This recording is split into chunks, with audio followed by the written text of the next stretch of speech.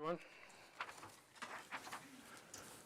Just before I call the meeting to order here, I'm going to take a moment of silence for the sudden passing of Lauren Boyce, the mayor of the village of Foremost. If we can have a moment, please.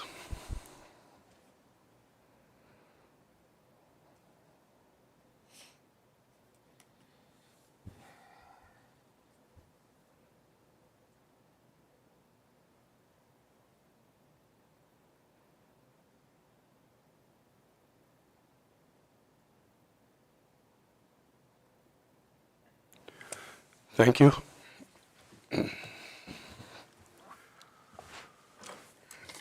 The agenda, any additions or deletions? Shane?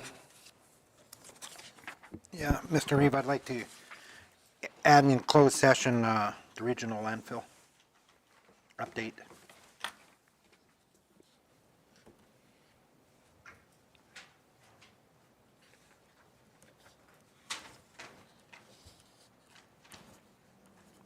Okay.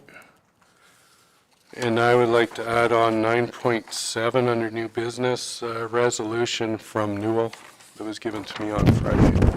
We'll discuss it at that time. Resolution Newell wants to put forward. Any other? Not seeing any. Dustin's moving the agenda with the additions. Vote.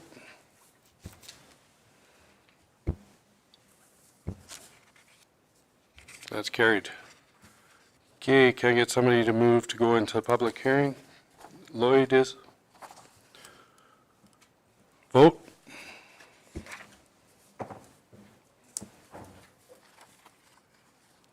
Okay, we are in the public hearing. We're here today for bylaw 2402. Kayleen? Thank you, Mr. Chairman. Bylaw 2024-02 is submitted by Brian Monroe on behalf of Daryl Cook to reclassify a 0.8 hectare or 2 acre parcel from Country Residential District 1 back to Agricultural District 1. The property is located within the southwest of 23-12-5 west of the 4th, and the adjacent title is 57.2 hectares or 141.54 acres in size. If the land use amendment is approved, then the applicant's intent is to consolidate the parcel into the adjacent agricultural title. Additionally, the applicant intends to apply for subdivision approval from the Municipal Planning Commission to create a separate agricultural parcel for estate planning purposes. The remainder of the agricultural parcel is cut off from the remainder of the quarter section by a steep coulee system. The reclassification and consolidation of the existing country residential subdivision reduces the number of subdivisions within the quarter section. The property is located along Range Road 51A, approximately 2.4 kilometers south of Highway 41A and 4 kilometers west of Highway 41. The proposed reclassification area currently gains direct access from Range Road 51A from an existing access approach, and the remainder of the agricultural title gains access in 2 locations from the 51A as well as Range Road 52.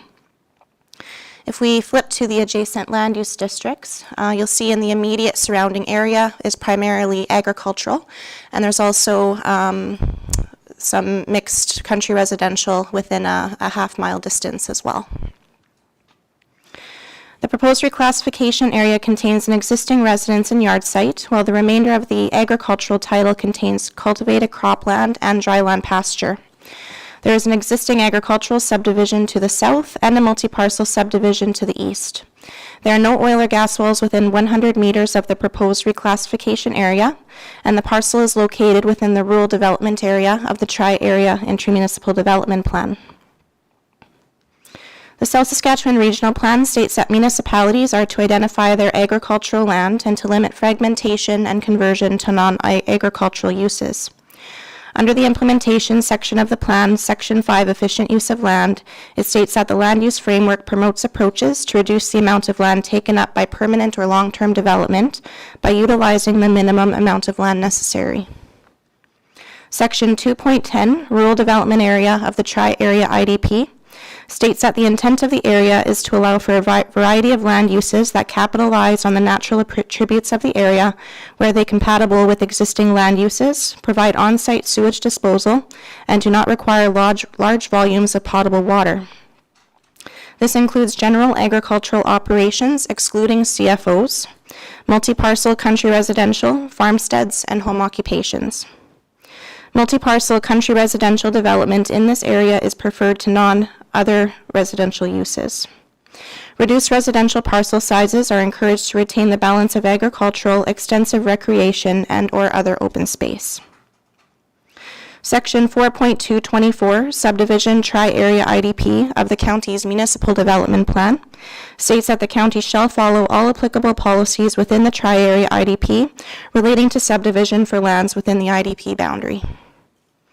The City of Medicine Hat replied that they have no concerns. The Town of Redcliffe replied that they have reviewed the proposed land use amendment and they offer no comments. And at the time of writing the report, no comments were received from any adjacent landowners. So the recommendation, Mr. Chairman, is approval, as the proposal complies with the agricultural strategy under the implementation of the plan of the South Saskatchewan Regional Plan and Section 2.10 Rural Development Area Policy of the Tri-Area Intermunicipal Development Plan. Thank you, Kayleen. Is there any questions for the planner at this point from council?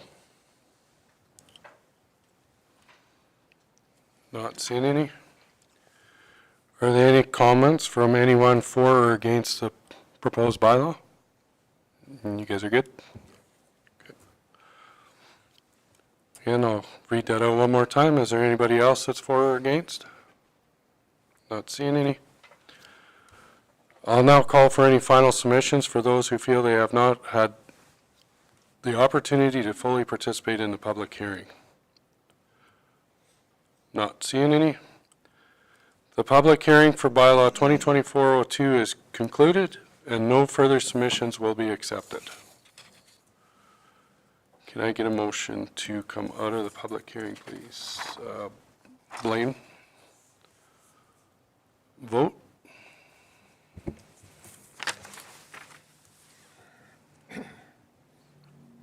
That's carried. Okay, minutes for the last meeting. Michelle's moving them. Any questions on them? Not seeing anybody. Vote.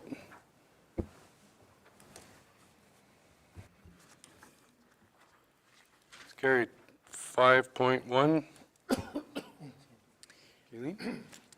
Carolyn? Thank you, Mr. Chairman. 5.1 Bylaw 2024-02 Land Use Amendment. The recommended motion that council approve second and third reading of Bylaw 2024-02. The background information is on page 3 and the bylaw is on page 14. Dustin's moving second. Any questions or comments? Not seeing any. Vote.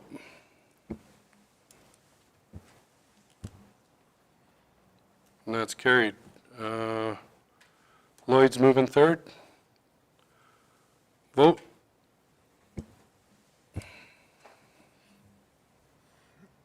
And that's carried. You're welcome. 5.2, Carolyn. Thank you, Mr. Chairman. Bylaw 2024-04, speed limits bylaw. It's on page 16, and this is third reading. The recommended motion that council approve third reading of Bylaw 2024-04 as presented. Shane's moving it. Oh,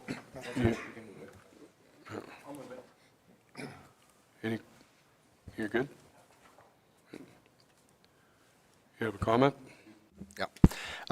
So when we discussed this at the last meeting, the reason why I didn't support it and continue not to support it is not the fact that the 30K may not be a number that is realistic in the area, but I think that we're still failing to recognize that the procedure and the process that we're going through right now doesn't exist. We're still bringing this forward whenever we feel like it's necessary. It seems like any time that we want to talk about dropping the speed limits on a road, all that needs to be in play is the potential for kids walking on that road or riding their bikes on that road. I would really like to see a methodology on how this works.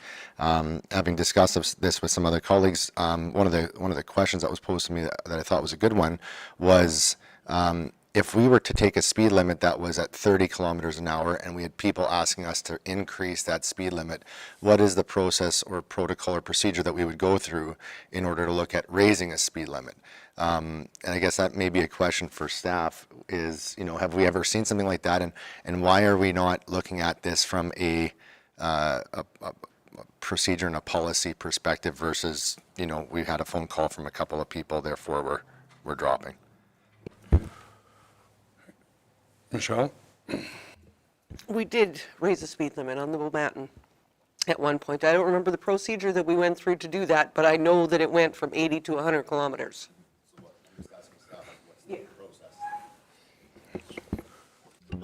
Mr. Chairman, our Director of Public Works can address that concern.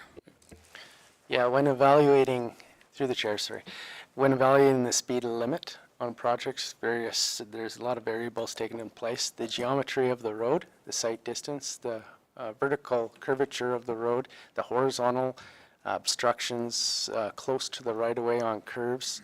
When the road gets designed, if we have recent designs over the last 20 years, we'll look at the design of that road, and it's usually designed 10 kilometers higher than the posted speed limit. For instance, our Eagle Butte Road, that was an increase on speed limit over the last, I think, 10 years ago, and Bowmenton as well. So 80 kilometers is typical throughout the county, but when we're looking at major grading projects, we're designing it higher. So those are the instances where speed is increased, or through the request. Any other questions? Keith? So in looking at this in decrease in speed limit, I kind of have to agree with Robin a little bit that, like, what is our procedure? To reduce this to 30 kilometers an hour is the equivalent of a school zone, and I don't really see why we're lowering it to 30. I mean, it isn't a school zone. It isn't even a hamlet. And so I'm not in favor of going to 30 because I think it's too low. The people there at this point seem to be courteous enough to slow down to 40, and so I think that might be more appropriate. But at 30, I go, like, that's a school zone. This is out in the country. I think for myself, it doesn't warrant going to 30. Shane? I understand where you guys are coming from, but you got to realize it used to be a hamlet. There are a lot of our hamlets have dust control. There is no dust control in here, inside the boundaries of Bowl. A lot of the houses are close to the road because it used to be a hamlet. It's not a residential. We've dropped on township roads, if you look on your sheet here, down to 30. And now we're talking about inside where there's kids, there's a curve, there's gravel, it's not dust controlled, and we're talking about 10 kilometers an hour that you won't support it. I'll guarantee you, if it was your kid out there, you might think different. I mean, we got to look. It's been a request. Well, we've moved other requests when people have brought forward. We've dropped the speed limit, and it's on a base by base at times. Michelle? I just have a question. Is there a school in Vinerville? Because that one's only 30 kilometers an hour too. Yeah, there's a Christian school in Vinerville. Richard? So, in my opinion, there is no one size that will fit all. I think that's why it comes to council to look at the speed limits, raising or lowering. every situation is different.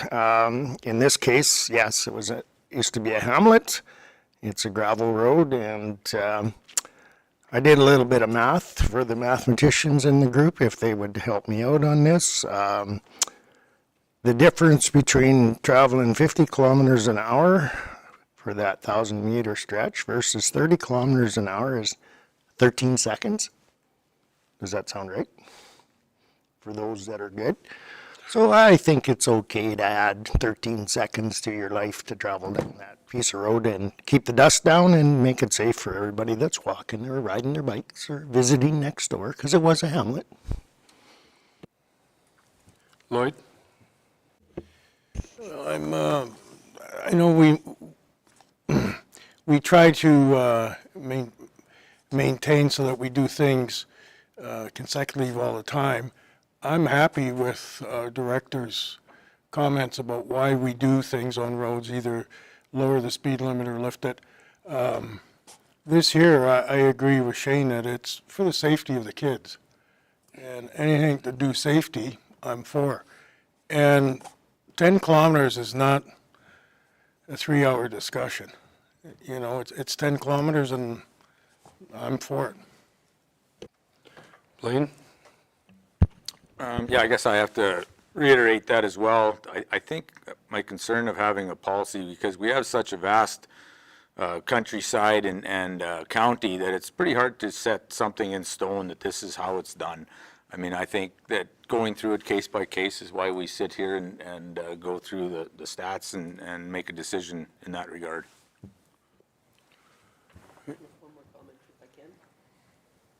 You and then Robin. Oh, crap, now I forgot. It's cold. Robin? So I don't think that it is complicated. I think that if we look at what hamlets would be at, and then we have hamlets that are paved versus hamlets that have gravel, because I do understand that there's the dust component to this. I'm not denying that, but we're not dropping it by 10. We're dropping it by 20. We're going from 50 down to 30. The community is already self-governing by driving on average at 40. So the community drives 10 kilometers an hour below the posted speed limit currently. So even the fastest speed that was recorded was 51K. So we're taking an area where they're self-governing, and if we had it where hamlets were 40K that were paved, and if it was gravel and there were dust, that they could put in an application to, have it reduced to 30 with a certain amount of the people in the area signing on. That's the kind of methodology that I would like to see. That way there, because if we, and with all due respect, Lloyd, I understand if the safety of the children is what the defining point is, what stops us from having, because there are a lot of houses that are on the Eagle Butte Road, and what if kids start riding their motorbikes on the road or their pedal bikes on the road on the Eagle Butte? Heck, we've lost people and cyclists on the 120, and we're not dropping it down to 50 for safety. We've actually had people killed on that road, so we don't drop it just because. So the safety conversation has to also be balanced by, is the road the right place for people to be riding their bikes? And all I'm looking for is a methodology. If it is simply that hamlets are 40, cool, I'm behind it. But I don't accept the fact that everything is a case-by-case basis. Came back to you now. Okay, what I was going to say is, isn't there a policy or something that says that residents are supposed to contact their area counselor to bring concerns forward? And that's, to me, all this is that it was a concerned resident that brought it forward to their counselor, and now their counselor's bringing it forward. That's a methodology in my head. No, that's just communication. Okay, is there any other comments on it? Motion on the floor is for third reading. Vote. They're always recorded up there. No, I mean in the minutes. No, Is it second reading or third.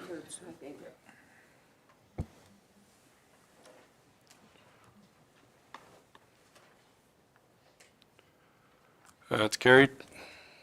5.3, Tara Lynn. Oops, sorry, Mr. Chairman. 5.3 bylaw 2024-05, special tax control bylaw. It's on page 23. The recommended motion that first, second, and third reading takes place every year, that this is the bylaw that goes with the mill rate, tax rate bylaw that is established by council as well. There's background information and the list of the 303, I think, parcels, yep, dust patches that are subject to this tax, and the bylaw is on page 26. Okay, thank you. Dustin's moving first reading. Vote.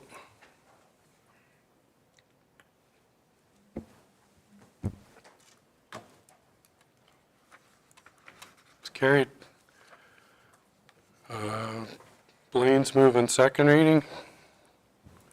Any questions or comments? Richard? Black and white and Eagle Butte, when we do the oiling on that, that is kept separate from the total cost of all the dust control? Or is that part of the package? Does it all get lumped together? Yeah, through the chair. The long sections like the black and white going down is separate from this. Yep. Blaine? Yeah, I guess I have a question as well, too. Where are we at with the study on the transfer stations, or is this going to be involved in that topic, too? No, this is just for the dust is this control just for- costs that's done every year. Okay. Private residence. That's what I was wondering, if this is just for the private residents, or we're still going to bring back what we're doing with the transfer stations? Okay. Any other questions? Not seeing any? Vote. It's carried. Richard's moving to have third reading. Yes. Vote.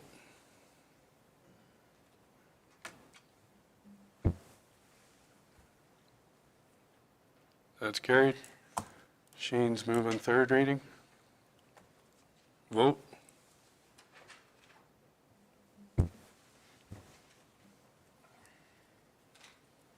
Okay, that's carried. 5.4, Carolyn. Thank you, Mr. Chairman. Bylaw 2024-06, Master Rate Bylaw Amendment. Recommended motion is all three readings. It is on page 41. There is recommendations from the Agricultural Service Board for amendments, and our Director of Municipal Services can expand on that.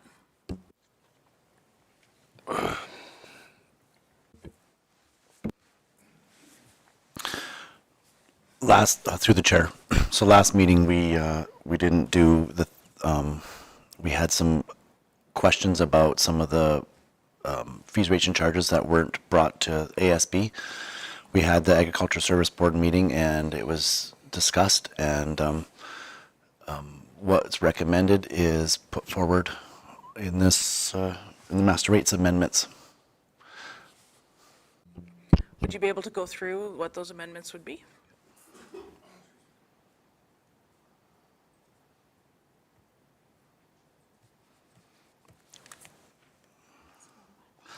Sorry, I was just going through all the bylaw.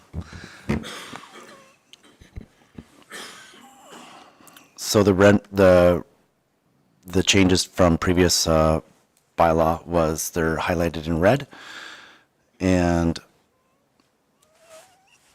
underneath agriculture on page 43, the skunk traps is at $20 per month instead of $5 per day. The magpie trap is at $20 per month instead of $5 per day. And the land roller, we recommended no change in the per acre, but there was a minimum set charge, and that included didn't include transportation fees. The brand bait applicator is $50 per day, and included a $52.50 deposit. And then underneath spraying, that's where a lot of our conversation went with at the ASB, and was for clarification. And this is for spraying that we do on private property, and that's $60 per hour per person, and a minimum charge of $180. So that's a 3-hour minimum charge.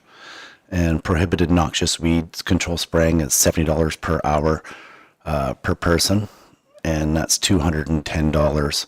So that's again a 3-hour minimum. An additional people that would be required even for hand picking was $30 per hour. And that's and all those fees include the apparatus and truck. Transportation fees went up to 25 cents, so that's from $3.25 to $3.50. And that was the end of our amendments for the fees, rate, and charges bylaw. That was per kilometer on that last one? The 320, okay. That's correct. Yep.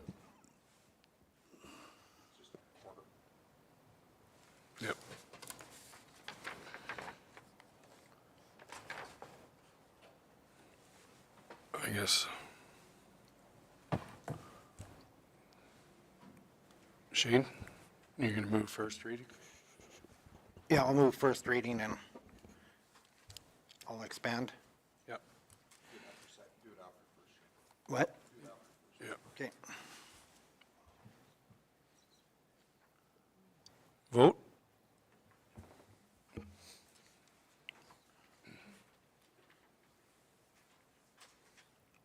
It's carried. Shane, Dustin's moving second reading. Shane, you have the floor. Yeah, just to expand a bit on this. We left no-till drills and the land rollers at the same price as last year. If you noticed at our last meeting, they had showed an increase. But we decided to leave it as of last year because of just the conditions. And we felt the rates are getting up there quite high, and we were worried about it not being used, and then we're losing income. So we just left it. It was at last year's rates because of the drought conditions and the way everything was last year. And we'll see how it goes forward. Dustin? Yeah, and those drills staying at 1175 is well above our break-even point anyways. I believe our break-even was on the last agenda, but I think it was 895 or something to that effect. And then with the Land Rovers, we took and did some comparison as to what Flamin rents for, and we're actually quite a bit higher than what they are. So we figured it was probably acceptable to leave them where they were at. Any other questions? Comments? Not seeing any. Vote. It's carried. Blaine's moving to have third reading. Vote.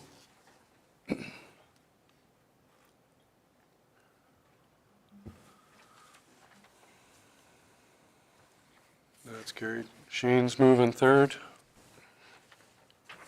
And vote.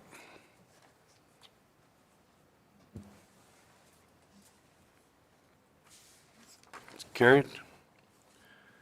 6.1, Terlin.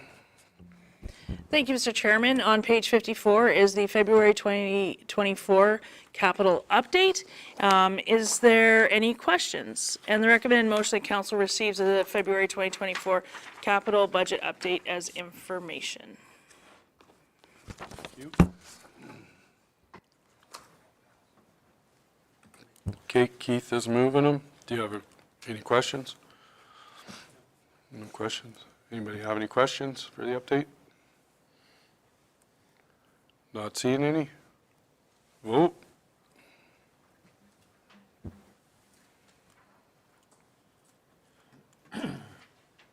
That's carried. CAO report, Darlene? Thank you, Mr. Chairman. Before you is the CAO report, starting on page 60 and goes to page 89. The recommended motion that council approve the admin report as presented. Dustin? I'll move and then I have a question. The floor. With the Meridian Irrigation Project, it shows you contacted the Canadian Infrastructure Bank. Do you have any details you could share with us on what that process is? So Jody from the Canadian Infrastructure Bank sent me an email yesterday that we will try to hook up and talk about it further. And that's what we got so far. Any other questions? Not seeing any? Oh, Blaine? I was just, through the chair, I was just wondering how, if our bylaw services, if we've done any action with the garbage that was thrown around out on the Township Road 122 last week. Kim? Yeah, through the chair. Yes, that the garbage was picked up and some information was in the garbage of where it belonged, and so that's been addressed. Thank you. Any other questions?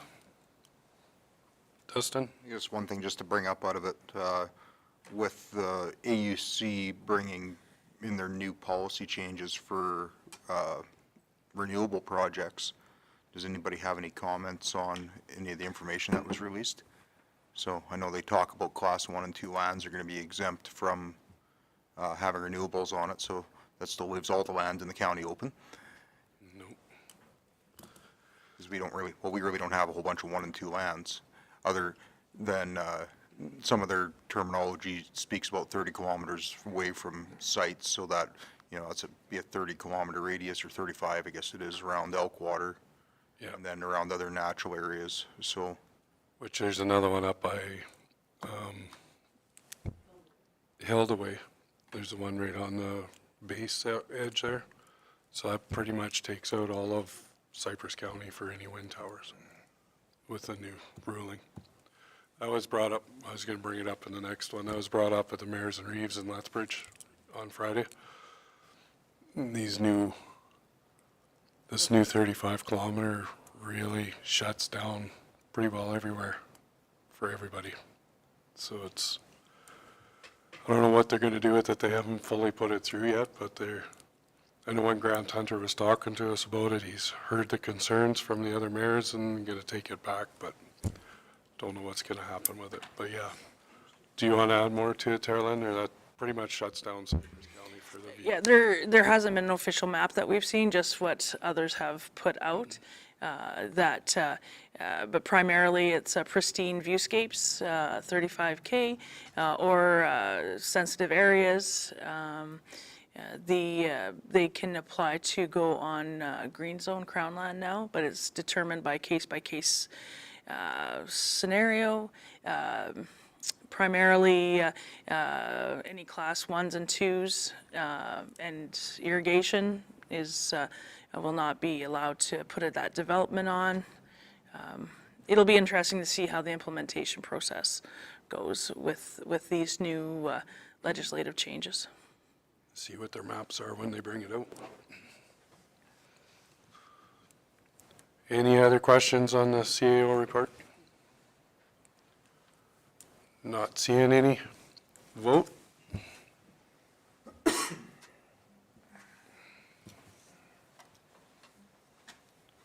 That's carried. We'll go on to the Reeve and Council reports. I guess I just added what I was going to add to it there. And the rest that I'm going to add is coming up in 9.7, so I'll leave that till later. So we'll start with Keith.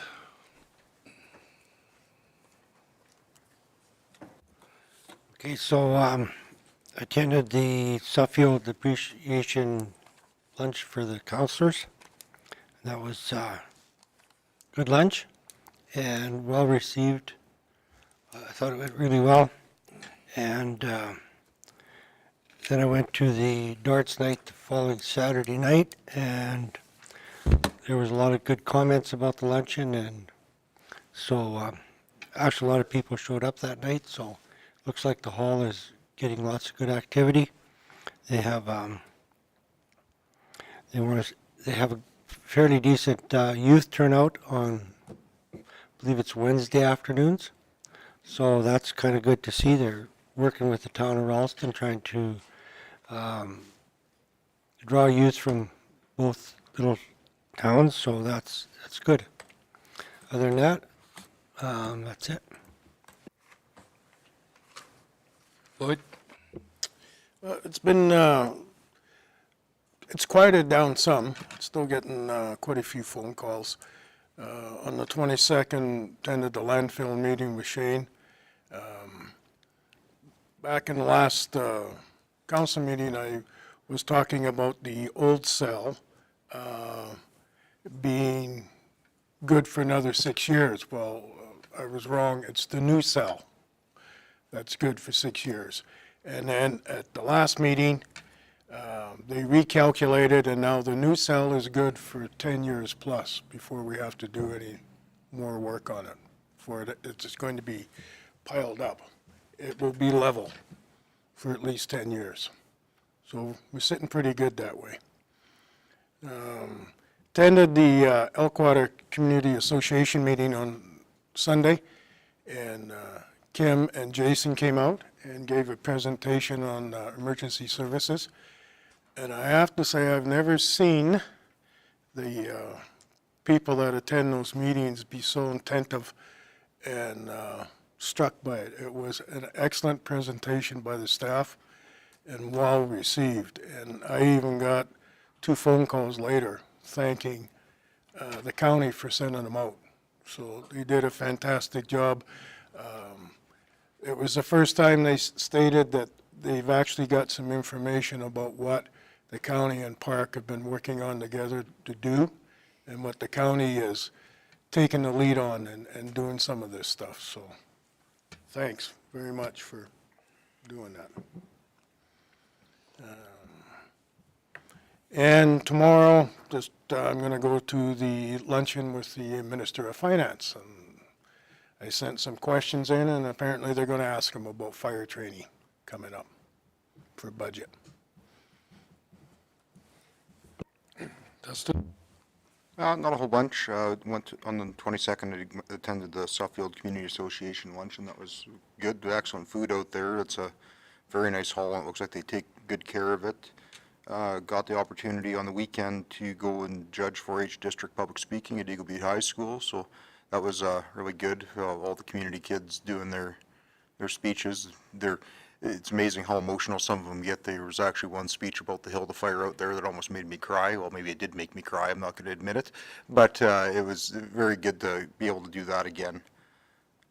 Received a phone call from one of the counselors in 40 Mile regarding a fire that they had out there actually, and a little bit about their dispatch protocols for us and them where we could cross over. So I worked a bit with both him and then had some conversation with Jason about it too. And it looks like they're going to have a plan moving forward that we help them protect some of their area, kind of like what they do for us on the other end. So that'll be interesting to see moving forward too. So. Blaine? Yeah, I had a few things going on February 22nd. Also attended the Suffield Community Association luncheon, as everyone else said. A very good lunch. Their association is very appreciative of the support that the county gives to them to provide programs at the hall, like their darts and movie nights. And yeah, it sounds like they're pretty busy throughout the year enjoying their hall. On the night of February 22nd, had a library board meeting. Community libraries gave their reports on the level of service for their achievements for 2023. Also discussed the new plan of service for the library boards. 27th had an ASB meeting, which we discussed earlier about Master 8s and various sponsorship requests received for the ASB. And then on the 29th, I hosted 6 people at the Urban Resource Center. We took part in the Working Well workshop that the county hosted. It was a very good workshop. We had a little little issues with the internet that I'm going to have to talk to Park Tech about and see how we can fix that. I realize it was windy as heck there for a bit, and we kind of lost service for about a half an hour, but good thing my wife is techie and she figured out how to get it back up and going again. So that was a pretty good deal. So, and that was it. Thank you, Blake. Richard? February 22nd, I attended a subdivision and appeal board hearing. Then on Tuesday night, February 27th, I attended a meeting about the Cavan Lake Regional Revitalization Project, and Blaine was there. And then on Saturday and Sunday, I sat at our Cypress County Community Foundation booth. They were looking for some volunteers, so I went there, and I had my deputy reeve tag on, so people that didn't know me knew when they stopped that this is our position, and I used it as an opportunity, if they said they were from Cypress County, that, how we doing? Any challenges, whatever you need, and I got nothing but positive stuff. I got numerous comments about how great the library is, and then a lady come up and said that, and I found this, it was good, because we did get a few bruises over this library, was that I'm part of the silent majority of Irvin, and thank you for doing a great job on that library. So, yeah, it helps. Anyway, that's it. Thanks. Michelle? The only thing I've done since last council meeting was attended the luncheon at the Suffield Community Hall, and it was a good lunch and a beautiful hall, and that was it. Shane? Yeah, well, I attended the Suffield luncheon there too, and like everybody said, it was great. The hall was good. I'm glad to see they're using it. They're using it. It seemed to be a lot more, and it's being busy, which is nice. Attended the landfill meeting, which I'll be giving a report later on. I worked a booth Friday night at the trade show for Highway 320. Took a lot of questions there about what's happening, how's it going, where's it going, all that sort of stuff with that. So that was interesting. It was good. And been dealing with quite a few phone calls about the county situation and dealing with that, and that's about it. Thank you. Robin? I was lucky enough to attend there's a workshop in Lethbridge on drought mitigation this last week. Stopped by, did that, and other than that, just fielding some phone calls, doing some research, getting prepped for these meetings, and that's pretty much it. Hey, somebody to move. Keith is moving the reports. Any questions on them? Vote.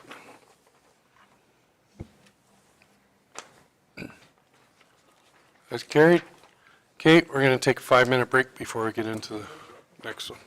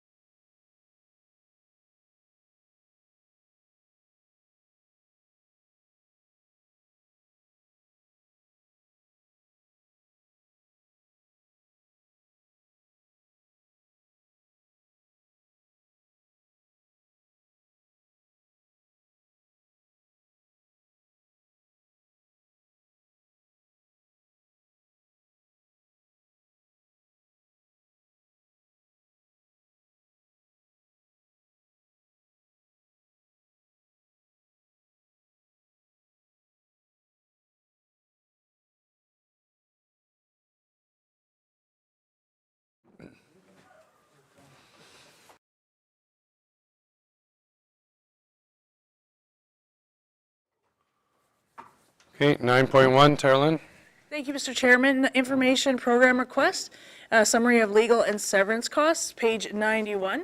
The recommended motion is that council direct administration to proceed with the program request for the summary list, itemized over the year-over-year for all the costs relating to legal advice going back 10 years, and year-over-year summary of severance payouts going back 10 years. The information RFD is on page 91 and 92, and yes, Mr. Chairman, that is the RFD. Robin? Thank you, Mr. Reeve. I guess my question is, and I was a little bit concerned when it came back as something bigger than just a basic information request. I know that with the way that our chart of accounts works, requesting what I did can be as simple as a couple hours at max going through and doing up reports. I do understand, having spoken to some different municipalities, that there is a bit of a constraint with how long we may, what's the word I'm looking for, archive or have this information in our system. I'm just curious, through the chair to staff, you know, if this was amended to being a simple, like a 7-year, would that make a difference between this being a request for information and a program? Because again, like I believe that the criteria met, or criteria to meet, is that it needs to be a simple information ask that can be related within 10 days, and knowing how our accounting books work, this should be something fairly simple and straightforward. So if I amended this to go back 7 years, would that simplify this and maintain that as an information request?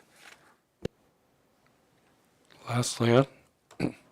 Thank you, Mr. Chairman. In my interpretation of the bylaw, I would say that the information request is, it's more of an inquiry that can be dealt with in the meeting, or may require some interpretation of current policies, bylaw, or budget, where a program request has political or budgetary or policy impacts and involves a significant amount of administrative time and resources, and requires a resolution of council to do the work. So it's interpretation.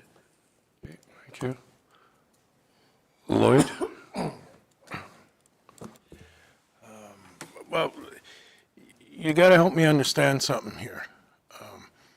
I'm reading this and I'm going that it's going to be a strain on our staff to get this. If it's the program request, it's going to cost money. And we're already understaffed in doing things.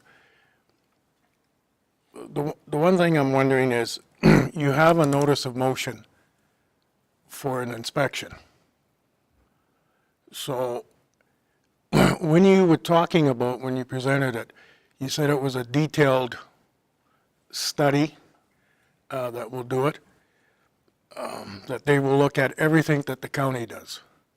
So I don't know what type of investigation you're doing and you need this stuff, but why are we paying twice for it? If we have to do this and pay for it, and then down the road, if on this inspection, if they're going to find the same thing you're looking for, why are we going to pay twice for the information?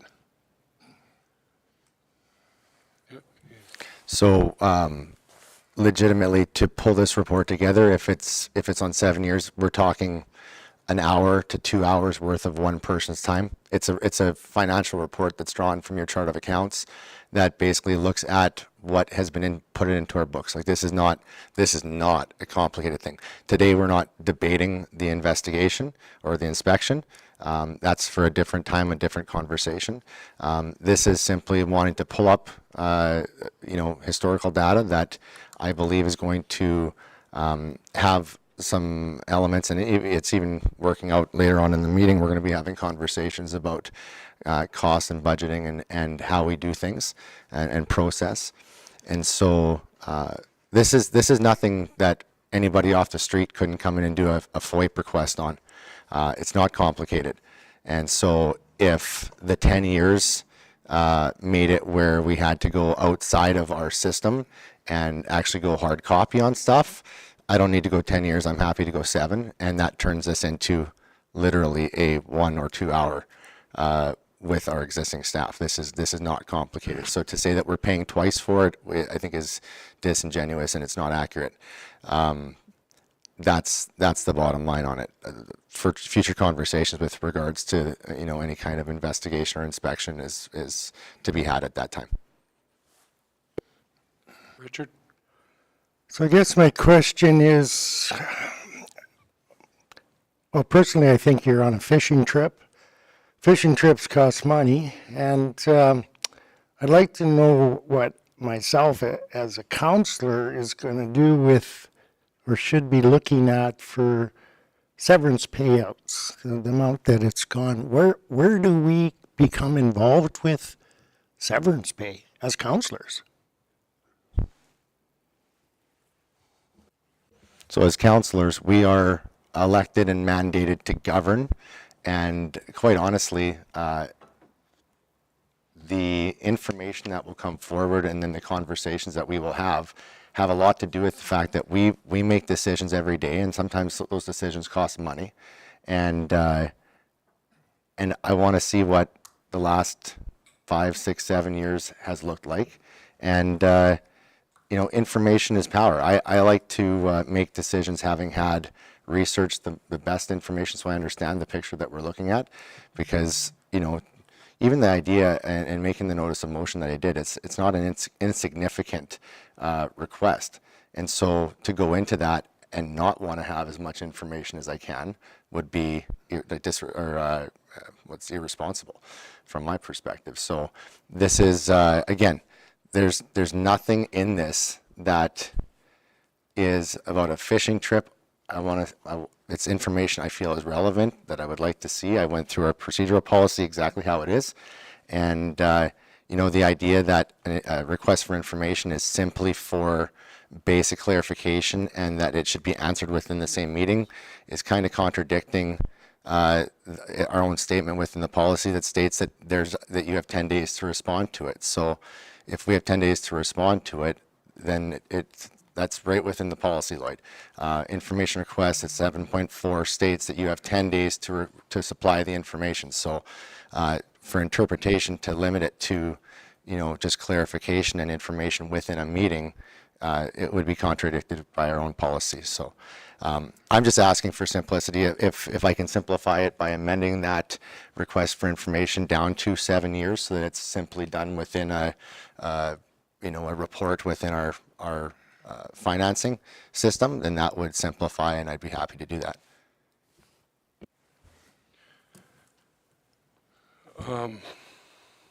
Richard, you had another question? I did. It's a pretty dark line between what council can do as far as what our duties are and what administration does. And employees, to me, is a line that should not be crossed. Yet here I'm seeing that a councillor wants the information on severance, but what can we, I just don't see do you want us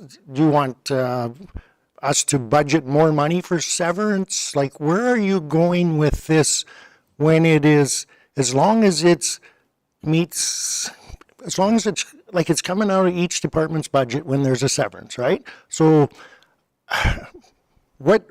some years you have some more employees leave and some years you have nobody leaving.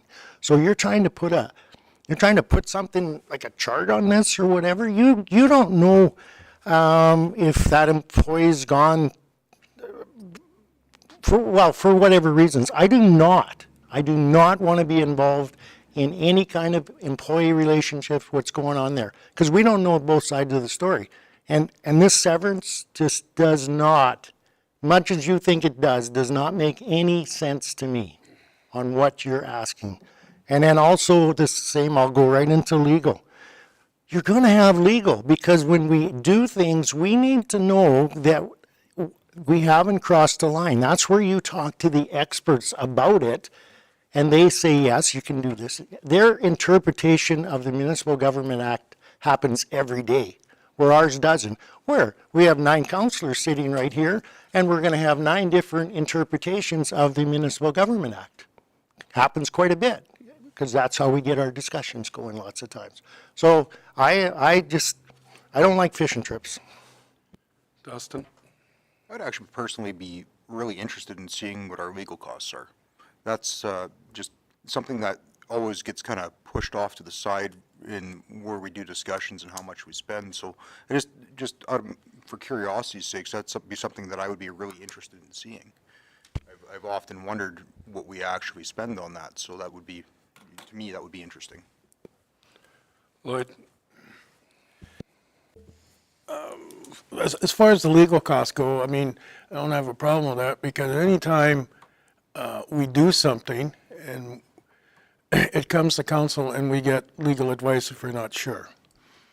And so there's nothing in there that should be shocking. Legal fees go up every time. It depends on the scope of what they're requested to find out and research. The other thing is, I don't know, I have to agree with Richard. I don't know, can we, under the Information Act, can we release information on employees with severance pay? Like, I don't know. Pardon me? Not on employees, you can't. What I asked for was a year-over-year summarized, so everybody is lumped in. There's nothing identifiable in it at all. We talked about it at the last meeting. We confirmed that something like that, as long as it's broad enough. When I clarified it, Richard's comment at the time was, well, you didn't say that to begin with, which I did. What I don't like is the presumption of where I'm trying to go with this. I'm looking at this and I'm coming in with an open mind. I recognize, and I know full well that legal is a part of what we do, 100%. But I don't understand where the apprehensiveness to actually look at these numbers and understand what we're doing and make sure that we're doing things appropriately and following, the processes. And legal is another one. When we get into the one of the next topic, even talking about, like, we have to budget for these things. They have to come with motions. And what is, as council, our job is to approve budgets and make sure that the money that we're spending is appropriate and all these different things. Well, you just said legal can blow up. Well, is legal one of those things that has a limitless budget? I don't think it does. So, and until we know what we're dealing with and how often it's happening, and I don't think that we've had this request come once in the time that I've been here. And I do think that it comes into play. So I'm not on a fishing trip, Richard, but I am trying to learn as much as I can as I go. And I'm working within the procedures that we have in place as councillors, that it is our job to have our nose in and our hands out. But the nose in actually means being nosy and asking questions and looking into different things. So I stand beside my request. I wasn't finished. You got more? Well, yeah, I wasn't finished with that.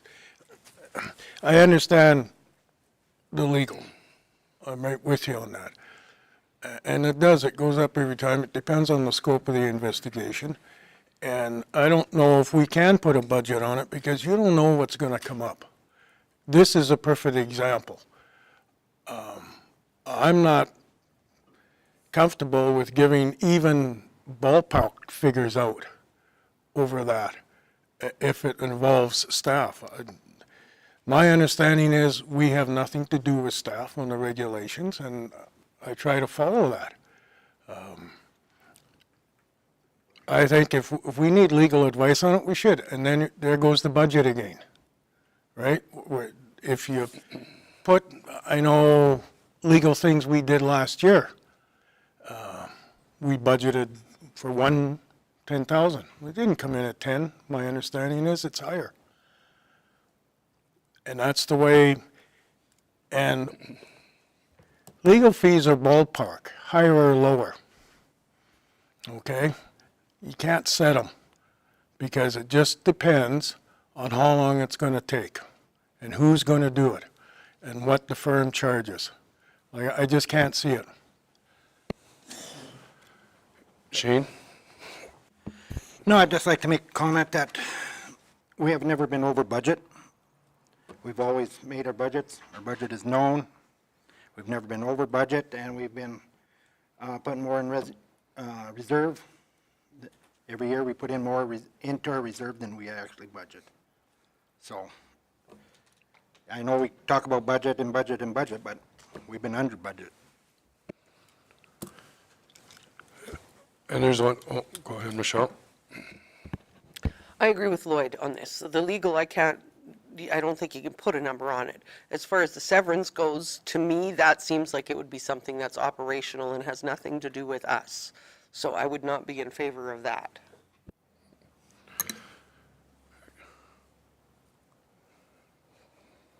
Okay, so I'm just going to add to it with Shane hit it right on the head. We do the budget every year. We're within budget. The areas that we've never had anybody go over budget for it. And what you're asking for a request is within the payables that are with you every council meeting it comes out. So if you want that information, you go through and add it up. And why should staff go do it for you? Like, it's there. We see it every, yeah, it is in the policy and they put it in here. We see it every council meeting. Like, I don't understand it, but that's just my thoughts on it. But, all right, we have a motion on the floor for this. Oh shit, I didn't get, oop. So I started off the conversation by stating that I'm willing to amend my request for information down to 7 years, if that keeps it simple enough, where it boils it down to a couple hours and a report that is done through our accounting software.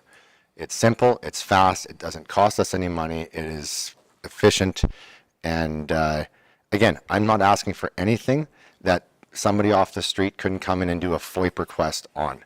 And you say that I can go through, yeah, I could go through and do all that. It's all But there for you.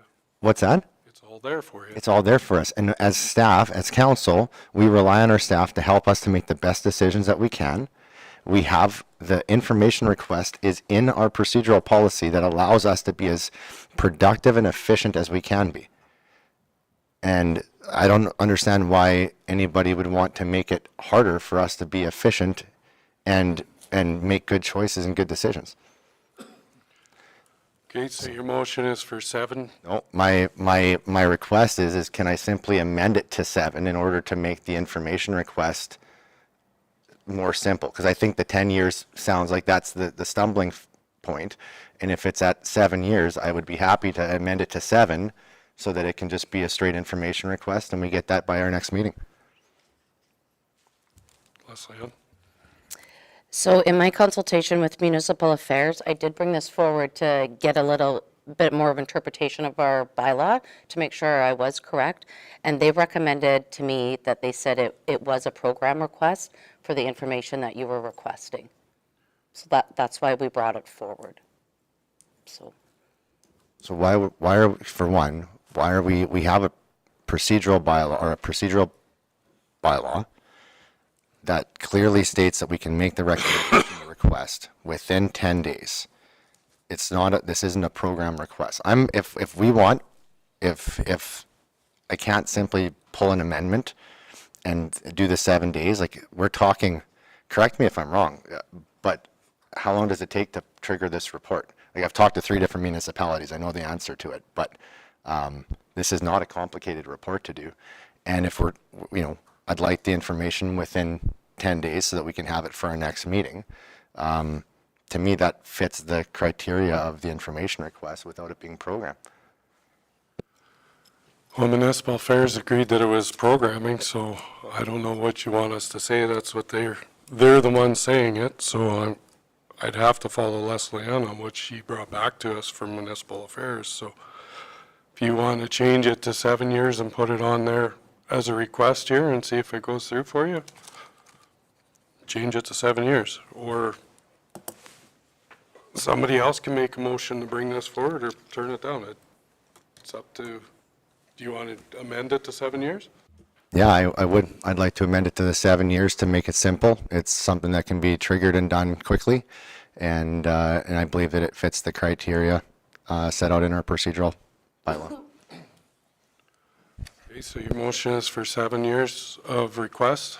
Yeah, which has an amendment to the information request, which is not. So I'm amending my request for information. Request for information is not voted on by council. This is an individual, you can make it, I can make it, anybody can make it. Okay, so municipal affairs said that it's, I'm just trying to put this forward now. If you're just making that amendment and they come back and say it's a program report again next time, you're not going to get the information, so.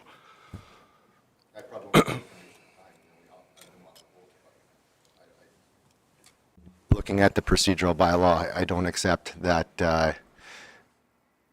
It definitely makes a good case for having municipal affairs come down and have a look at our policies, because if our own procedural policy is so off base that, you know, MA is going to trump it here and there, it would be good for them to come down and have a look just to make sure that we're actually. We don't need to bring them down when they're already phoning us and saying what it is and they're interpreting it. So I don't know where you're going with that one, but. Okay. Okay, so we have a request for 7 years now. There is no motion on the floor. It's an amendment to 7 years. I got a feeling we'll see this next council meeting, but, all right, so that's amended to 7 years. 9.2, Terlin. Thank you, Mr. Chairman. Third-party code of conduct, verbal from Councillor Kirby-Waite. Thank you, Mr. Chair. So at our last meeting, at the end of the meeting, there was a motion that was made to have third-party investigations on code of conducts. I did ask whether or not we had budgeting. My understanding is that we, give direction, and that we also, as council, are responsible to approve the budgets. So I'm just curious whether or not we can have a discussion on, for one, if the organization has been hired, who are they, and for two, what is the budget that is given, and providing the conversations that we've just had, when we have a budget that is discussed, do we have a policy currently with regards to ballooning and escalating expenses with code of conducts? Unfortunately, code of conducts province-wide have become a weaponized form within councils. And I am aware of multiple cases where code of conduct start out small and grow and grow and grow, and reach near $100,000 when it comes down to investigations and everything that's in there. So I think it's prudent for our council to discuss, the value that what are we prepared to spend, who are we hiring, and specifically, like, is this something that we are okay with just having a limitless ceiling on? It's also, I think, important to recognize that for those who are defending themselves against a code of conduct that is municipally funded, the individuals that are defending themselves are out of pocket themselves personally, and so if the municipality is spending $80,000 for somebody like me who might make $27,000 over the year, it makes it very difficult to go up against something like that. Now, I'm comfortable in my situation, but I'm talking about from a pure policy side. Where do we stand at council on how much are we prepared to spend?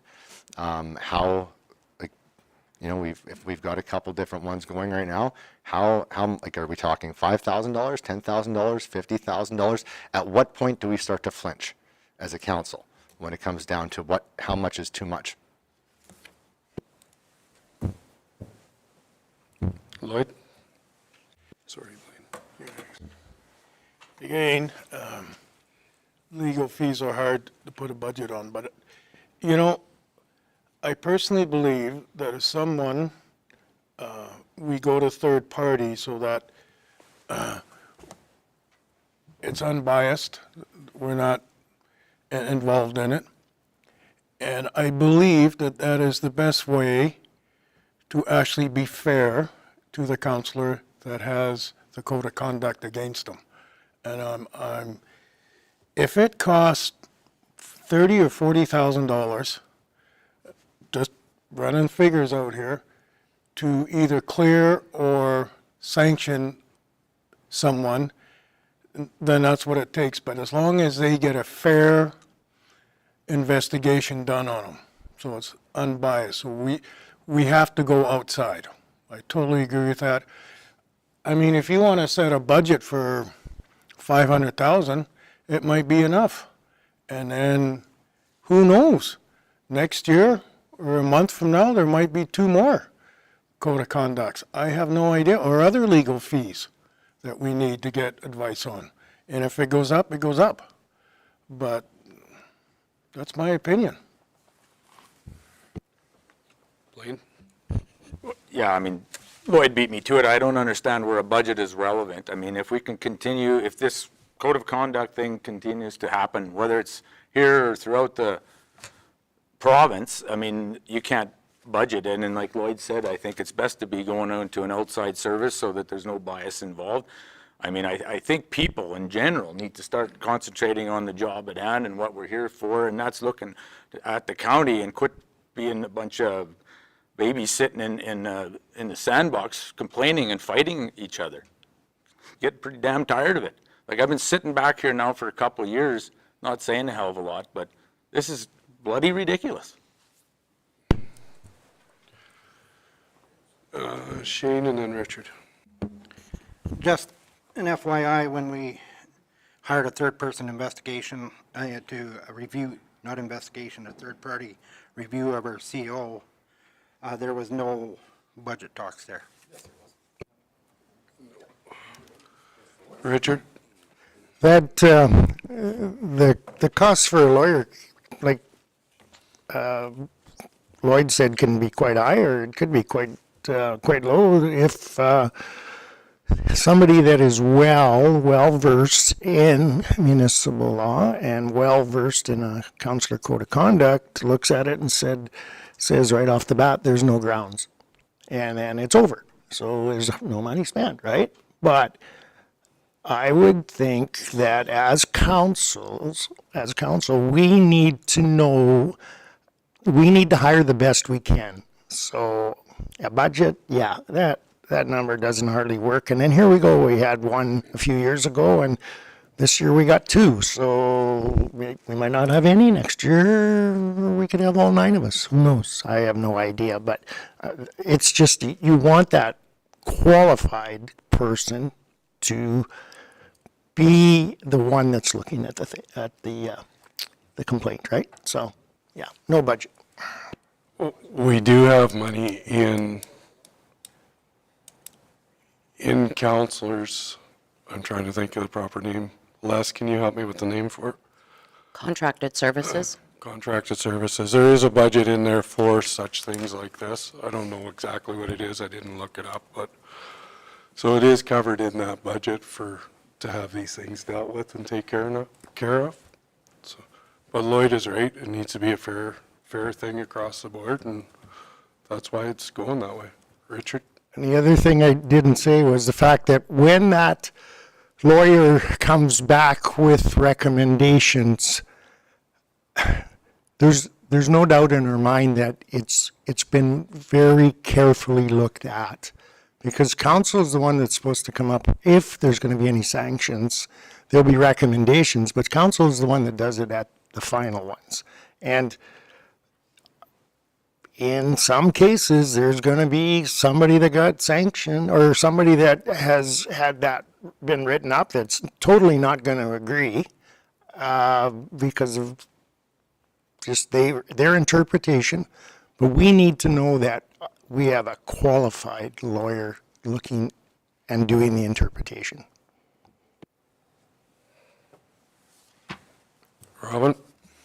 So going back to who we've hired and what the budget is, we still have to approve, and we did when we hired a 360 review consultant. We had numerous organizations that came forward. We discussed it. We went back and forth a couple of different times. We approved the party as well as the budget. That is 100% the case. So my question is to be very clear, I have no problem with the third party. Third party, I think, is a good way to go about it. I also think that what happens if a third party comes back and says that code of conduct complaints that are being put forward have no merit. right now, yeah, there are the way that we've gone about some of these different approaches is instead of us determining whether or not there's merit to it, we're sending it to a third party to investigate it. So what happens all of a sudden if it comes back from them and they do the investigation, it costs $10,000 and completely exonerate the person that is being, put under the code of conduct? Does that then come back? Is there any liability for those that put it out, or can we just recklessly put out code of conduct complaints against one another? Like to me, this is not just an open book that we should be able to throw around in a way where it's, because at the end of the day, it's costing money, it's taxpayer dollars. We should want to have as few of these things as possible and settle it. And so going back to what started this whole conversation, who have we hired and what is our tentative budget? And if it goes over budget, will it come back for approval? And we're upfront and open and honest about it. Just because we've never gone over budget on an annual budget, like, man, we've had millions of dollars that we didn't spend on road projects. We could be over budget on legal by $200,000 and we're still under budget. So let's quantify that a little bit. So I think we need a motion today on the budget and who we've hired so that we're above board on everything. And then let's move on. Lloyd? Well, you know what? You want to set a budget? I'm okay with that. You want to find out who's hired? Even I don't know. I don't care if that can be released. When you're talking about spending $10,000 and no merit, I personally believe that most of the lawyers I know are very ethical. If there's no merit, it's not going to cost $10,000. Again, ballpark figures, higher or lower. All right? So I think your point there is, personally, you know what, if they charge $600 and within half an hour or an hour, we're paying for the full hour. That's what it's going to cost.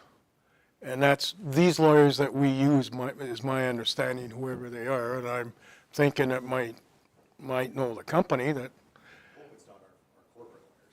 I have no idea, okay? It's not. But I'm just saying, they are ethical, and I believe they don't pocket money, or I should say stack the hours.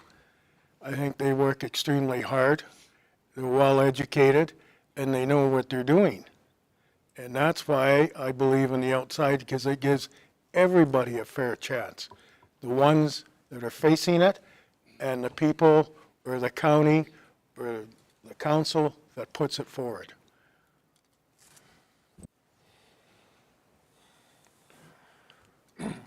Okay. Some of this should have probably gone in camera because it was part of in-camera stuff. I tell you, having a cold, you just don't think of it quick enough to. But when we did the last one, as was brought up, we did a budget on it and everything. Everybody brought it forward. Then I went out and got the prices. When this came up, everybody said, get it done. Told me to go hire somebody. Went through our lawyer. Our lawyer gave me 3 other names. I checked into the other names and picked one out of the 3 other names. Relatively all the same price, within $25 of each other on the hourly rate. Nobody gives you a flat rate on it. It's all by the hour, on the time it takes, on how long it takes for people to get back to them. If everybody cooperates and answers the questions, it's done right away.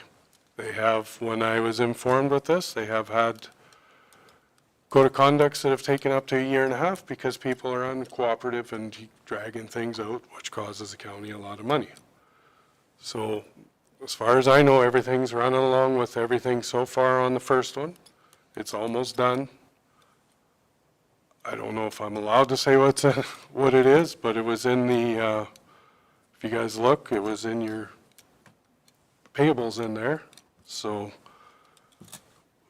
I guess it's open, in open council. So if there would have been a motion last time for me to get a quote on everything, I would have done that, but there wasn't a motion for that. So I can't change what's in motion right now. This is the way it is. If you want to do it in the next ones for hopefully there is no next ones, but if it comes out again that there's another one, you guys want budgets and that stuff done, then we can do it at that point in time. But for this right now, it's in play and it's moving forward.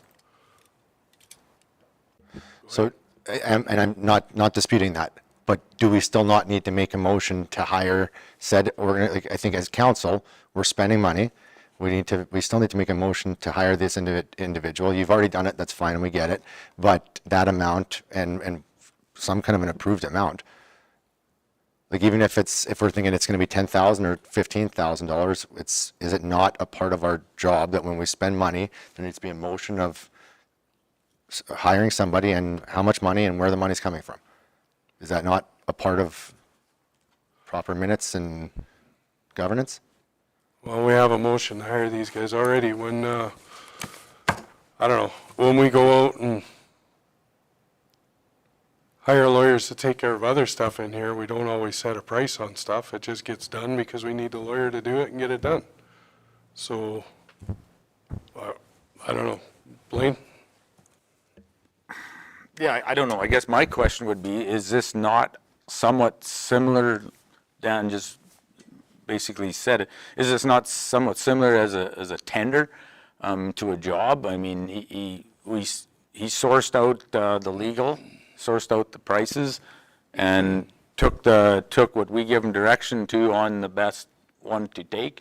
And I'm assuming that that it would be the same, or the motion would be, is that the motion you want to do the same thing? Is that all you're talking about, or what? So on a tender, we still approve a budget for it.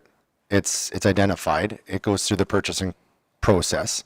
So with regards to this right here, the council said, go and find somebody. And so he found somebody. Whether it could have happened then or now, I'm not even disputing. I'm just saying, do we not have to have a motion of council? Because we're still sitting here not knowing who we've hired. And if we're moving ahead with it, but there should be a motion of council to spend that money on that. Otherwise, what stops somebody from, like, we're giving limitless power to how much we could spend on legal. Like, we still have to have some kind of oversight and governance on what we spend on legal. I disagree with that. I mean, legal's legal. How the heck are you supposed to put a number on it? Like, so if you say, okay, we're going to spend $25,000, and all of a sudden it takes a year and a half and turns into $35,000, what do you say? Oh, geez, we're not paying you the other 10. What if it turns into 3.5 million? Well, I guess then that was a big problem that was created, wasn't it? It's no different than personal. What are you going to do? Same thing. You're just going to, take me to jail, I guess. I can't afford to pay you. Makes no sense. I think there's money in the budget for legal matters as it is right now. So that's the money that's being used for it. Hopefully there's no more code of conducts that come up. On the next one, if you want to go out and get quotes on it, but it's just about impossible to get quotes on it because they don't know how many time or what the hours and that are going to be to get these things done. Leslie Ann, did you have something? No, I think that there is a motion for you to complete the review, and that motion was approved in the minutes. Yeah, that was a couple of council meetings back. So the motion is there for it. So do we not get to find out who we've hired? Yeah. Who? Kingsgate, Okay, perfect, thank you. Edmonton. Out of the list, everybody that came forward was pretty well out of Edmonton, so.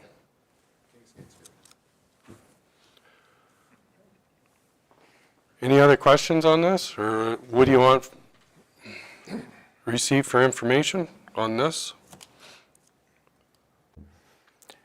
We can, if it is the direction of our legislative supervisor that we do not need a motion on the budget, then yeah, I'm okay with receiving for information if that's the case. Well, I already have a motion to do this, so. Yeah, but even when we've had motions to do stuff, we've still needed to approve where it was coming from and how much. Steve? Just for clarity, the budgeted amount in contracted services for council is $50,000. So within spending that $50,000, that's at council's leisure to use that money for contracted services as they see fit. It is best practice if there were going to be expenditures beyond that $50,000, the council would ratify that after an estimate according to our purchasing policy. But Okay. So if I get close to $50,000 on it, I'll bring it back to council on the, and right now it's at, I think last month was $4,700 was in the payout, so. I don't suspect it's gonna be that far. Everybody's answered the questions, everybody wants to get this done and over with, so. As long as everybody talks to them when they're supposed to, it should go quickly. But if they gotta keep phoning you back to get your information, then it's gonna take longer. Do I need a motion to receive for information then, or just go on to the next one? Okay, 9.3.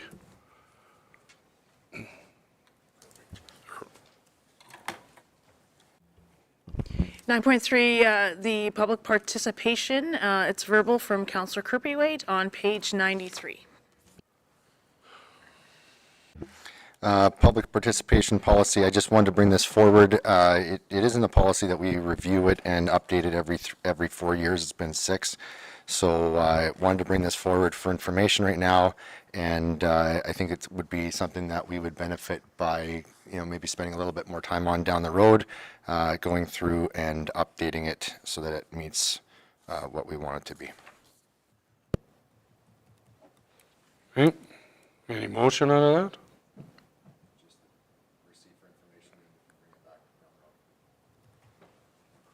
Okay, I'm sure staff is looking at, they go through all our policies, so. Yeah, I think that this one in particular, it says right in it specifically that it shall be reviewed every 4 years. It's been 6. And so just to make sure that our public participation policy is current and on board, and that we're all on the same page with what our policy is on that. I read it over, I was good with it, but okay, receive for information. Do I need a vote on that? Receive for information, yeah. Shane's making a motion, receive for information, but, yeah. Vote.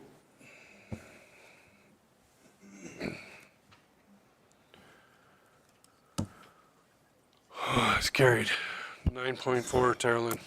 Thank you, Mr. Chairman. Cavan Lake Revitalization Project, letter of support on page 95, and there's an example on 97 example of a letter of support they're requesting. And to follow is the study that was completed, and MPE completed that on our behalf.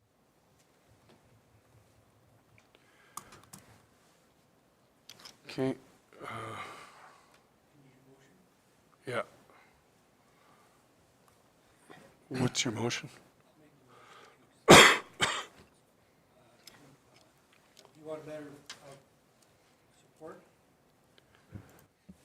You want a letter of support, right? Yeah, so the recommended motion is to direct administration accordingly. They have requested a letter of support. The Cavan Lake Revitalization Group would like a letter of support. So the recommended motion is to direct administration accordingly, so therefore council would direct us accordingly. Write him a letter. Me. Jeez. I would just like to talk on that motion. Yeah, I think the committee, the Cavan Lake Group has done a really good job of putting this program together, and they're in the process and the stage of going towards the government to help with some funding. So I think this letter of support allows them just to give them a little bit of arm's length help from us to go ahead with their project.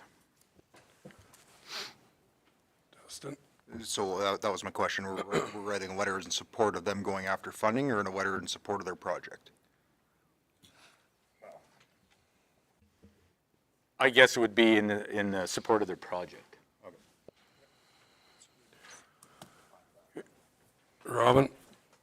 Yeah, I think in the meeting that I was a part of not this last one, but the one previous, it was made pretty clear that the contribution of the county would not be financial, but it would be more assisting and from a lobbying perspective and helping to make connections and introductions. Alberta has, or not Alberta, Lethbridge oftentimes has their team Lethbridge that goes up to Edmonton and they do meetings with different ministries and pushing for different stuff. I think that, you know, we could potentially assist in something like that where, you know, we can help get them connected with different MLAs, MPs, and just having the municipality recognizing that it's got some good upside is of a benefit for the rest of the fundraising and stakeholder engagement that they're doing.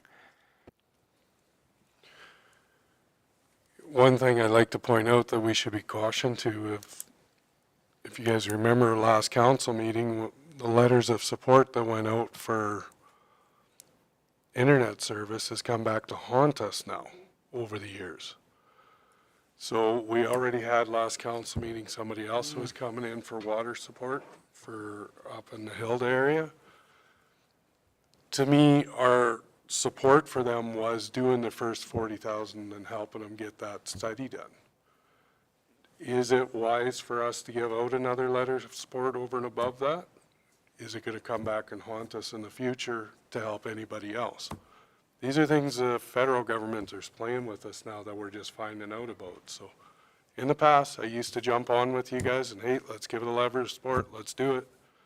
I'm just cautious now that this might come up, bite us in the back end in the future. So, Robin?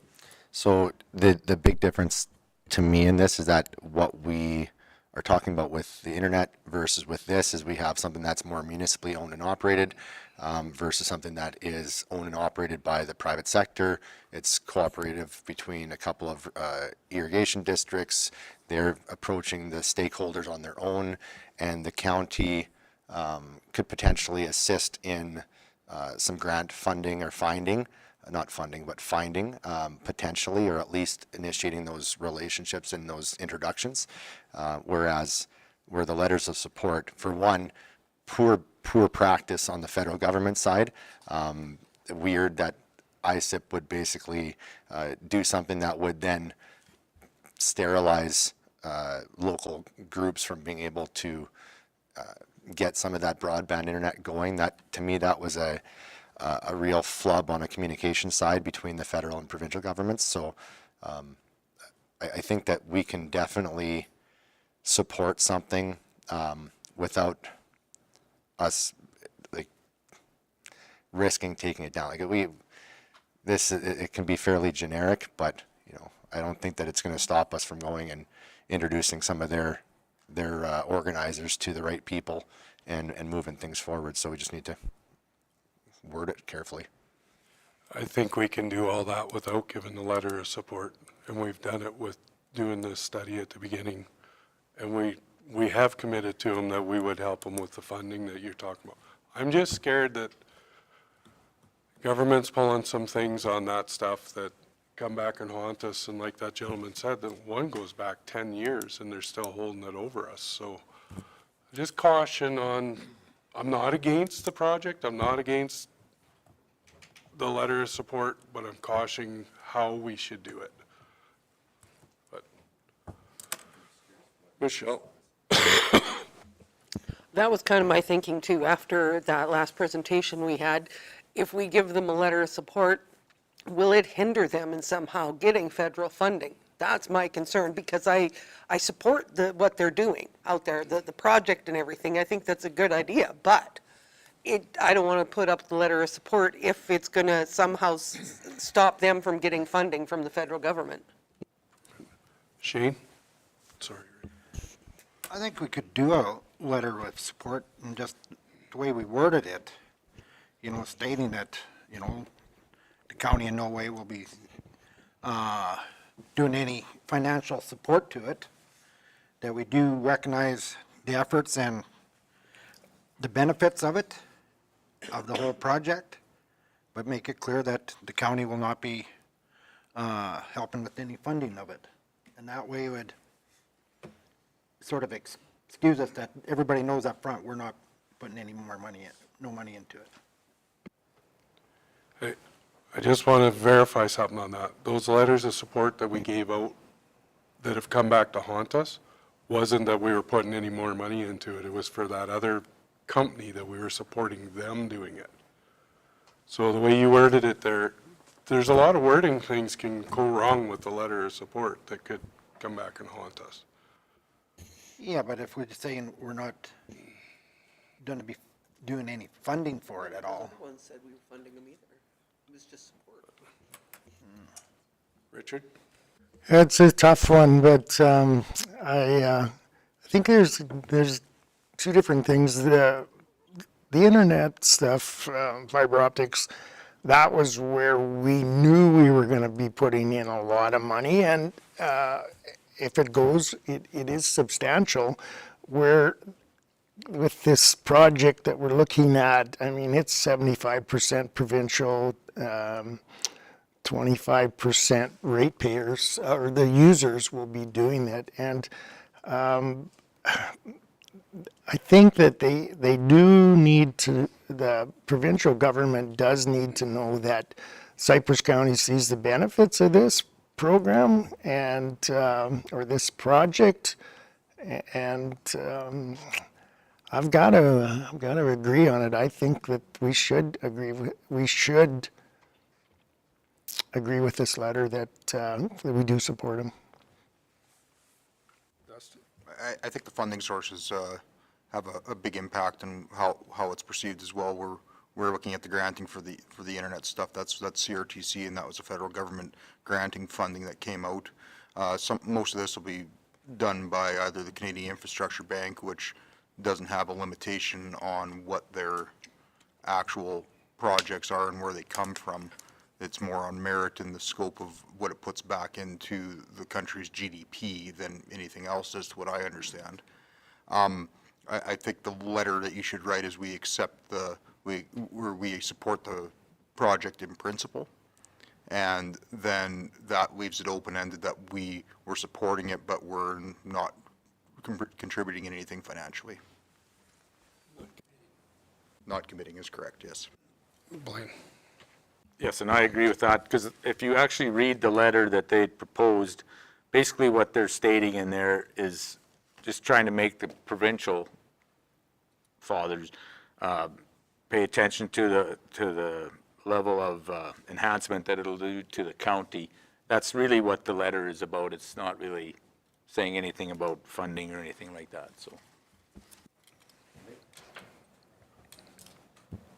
I think that, then, based on even your earlier comments, we could even keep the letter simple enough where it said, as an initial sign of support, the county initiated the viability study.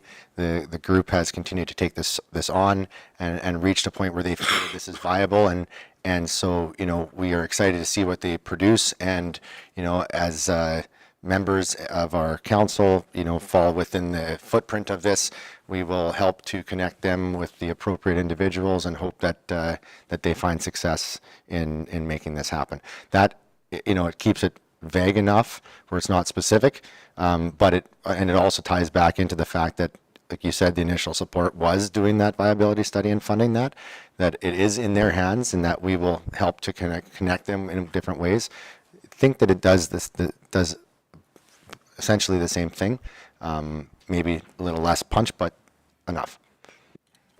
And I'm not against it. I'm just cautioning that things are coming back to haunt us that we never thought would happen years ago either, so. Okay, so Blaine, Keith has Yeah, I think I'm fairly comfortable with the way we've come together in consensus to how this letter should be written, and I'm okay with it to go ahead.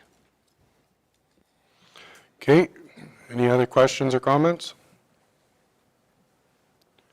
Vote.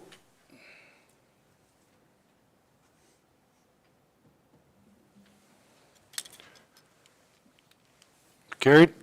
9.5. Carolyn? Thank you, Mr. Chairman. Emergency services open houses. So every year we do emergency service open houses, and this is just to let you know when they will be happening. And just council moves to accept the information brief that emergency services on providing fire hall open houses at Irvin and Elkwater on April 6th.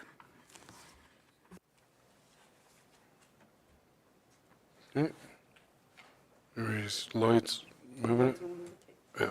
Receiving for information, everybody's good? Vote.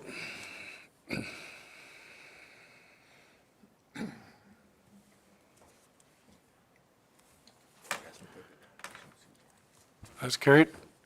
9.6. Thank you, Mr. Chairman. This is a verbal discussion from Deputy Reeve Oster in regards to costs and benefits of attending the FCM annual conference. Thank you, Geraldine. So first of all, I did vote no on this motion, and I also apologize for not asking enough more questions, but I do understand that the Municipal Government Act states that a motion passed is a motion of council.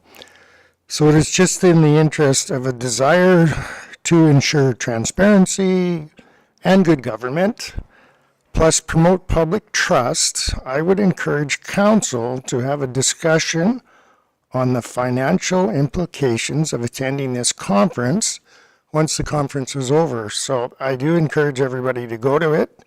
Then when we come back, we can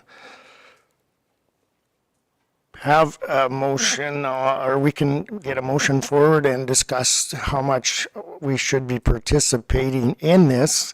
We spent about a half an hour on talking about a speed limit, which would cost us $200, $300 to change signs, versus no discussion on this going to this conference. So I sat down and I did some homework on it, and I come up with, if all 9 councillors go, we've got a price tag of $36,676 within change.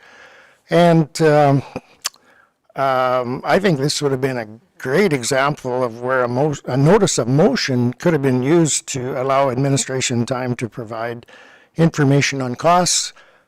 I do not want to get into any kind of discussion. This is just for information, but I will be bringing it forward once the conference is over, that we discuss about do we attend? Do we have just draw names out of a hat? How we're going to handle it in the future, or we just keep it open to everybody? So, thank you. No, No. that's just a comment. Just a comment. Don't start that already. I'm having a hard enough time today. Wouldn't be any conversation after, if that's what Yeah, that's true. Well, he said he didn't want conversation, so he's just bringing it forward. So. Okay, 9.7. This is a resolution that Newell.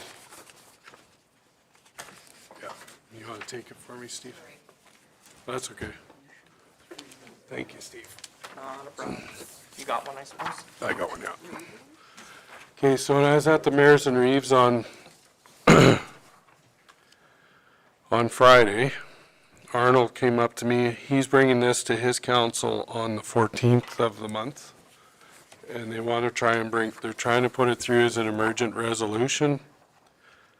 He asked what my thoughts were on it, so I said I'd bring it forward to you guys, and you guys can read it and see what you think, and if we want to support Newell and help them out with it. So I'll just give you guys a couple minutes to read it over.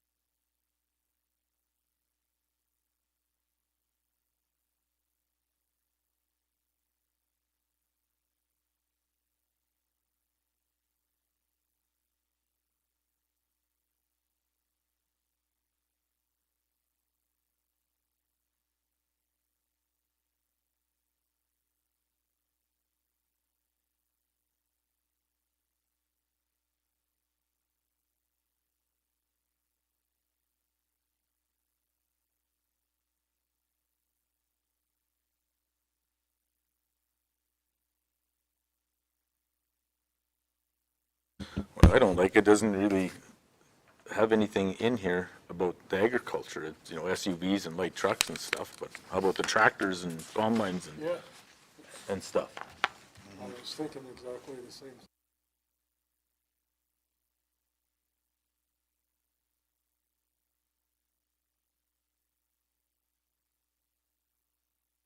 Sorry.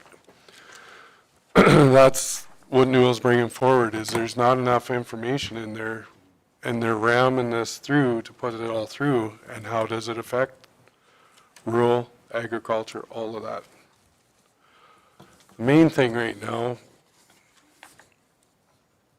I don't know, if we want to discuss it more with them, we can get a call in with them. If you guys feel you want to back them up, we can say yes. We can go from there and get more information, but I just thought I'd bring it forward to you guys. Michelle? I'm totally in support of this. Something's got to happen with them guys, because they're charging us all that carbon tax and all that stuff, and they already don't even have a use for it. They aren't even measuring the difference that it's making other than in their bank accounts. So it's not going to end either in Canada. It's no good. Robin?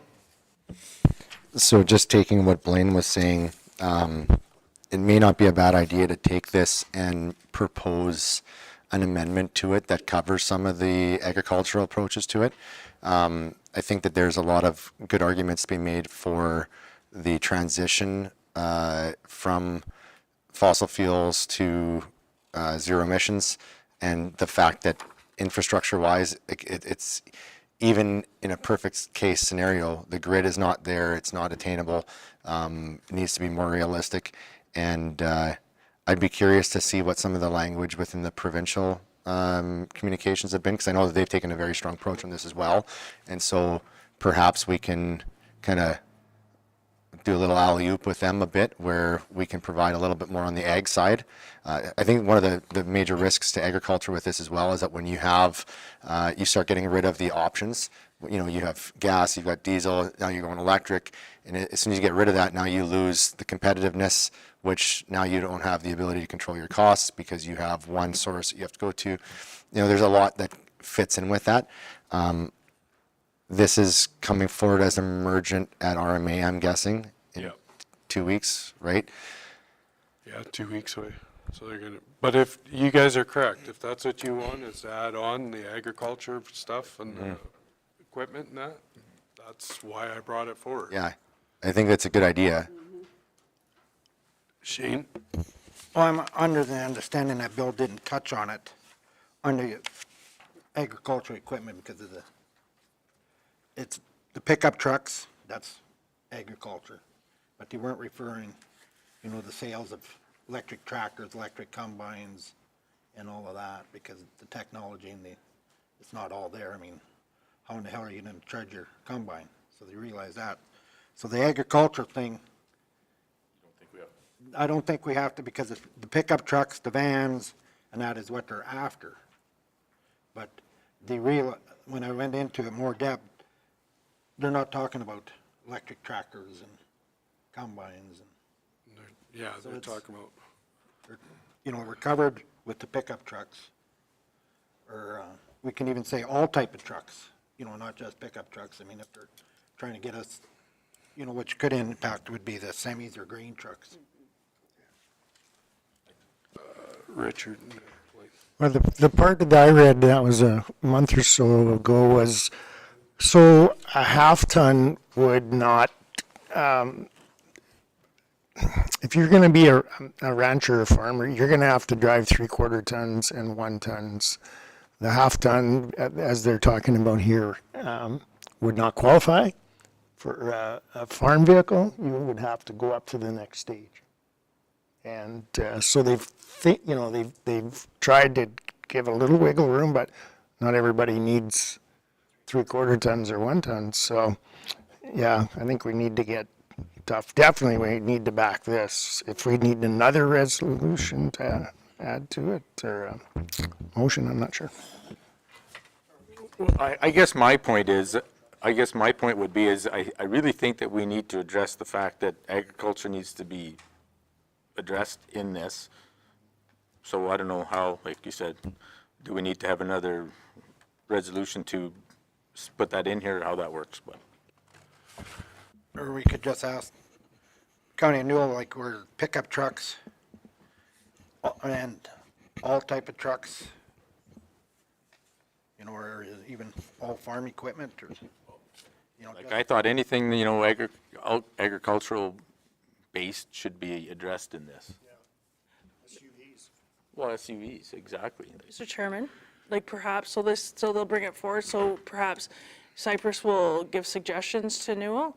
If they take it under consideration and add it, fantastic. If not, then when you guys are at RMA, and it does make an emergent resolution, then if they have not put in the suggested material, then you can do that at such time.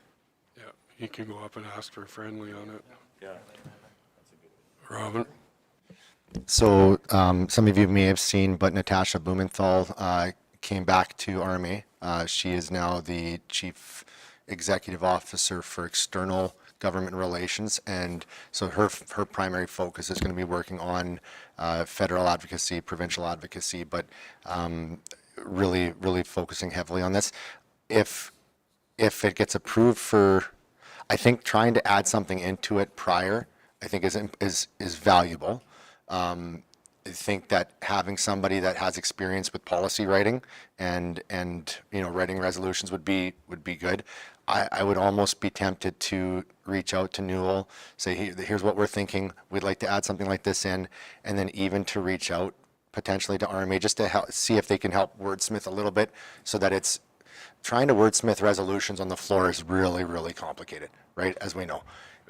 And so if we could have something that's kind of prepackaged, and Paul and his team have done a lot of really good work on this kind of stuff federally, it might assist in helping it get pushed through versus coming back to fall. I believe Paul's been involved in this. Arnold talked to him.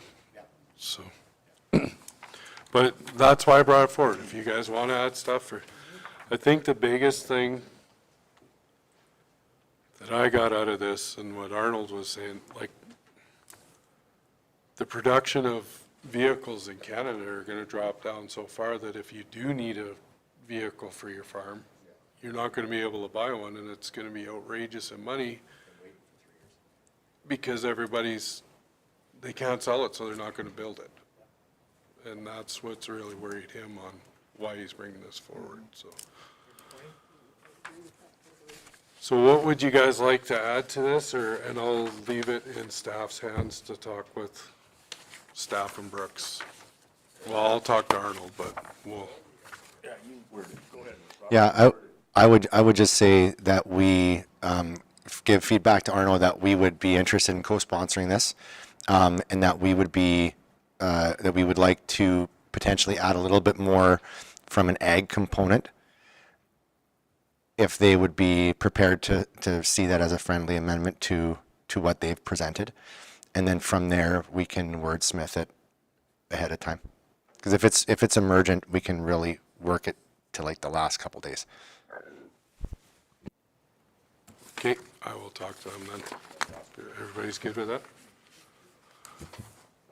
All right. That's all I had for that. I don't need a motion for that. I'll speak to him. All right, why don't we quickly go in close, and you guys can do your part, and then we can be done for lunch. No. Well, and nobody will be here for you. Oh, my goodness, girl. Well, we got to go in camera, so go ahead and go. Blaine's making a motion to go in camera. Vote. Yes.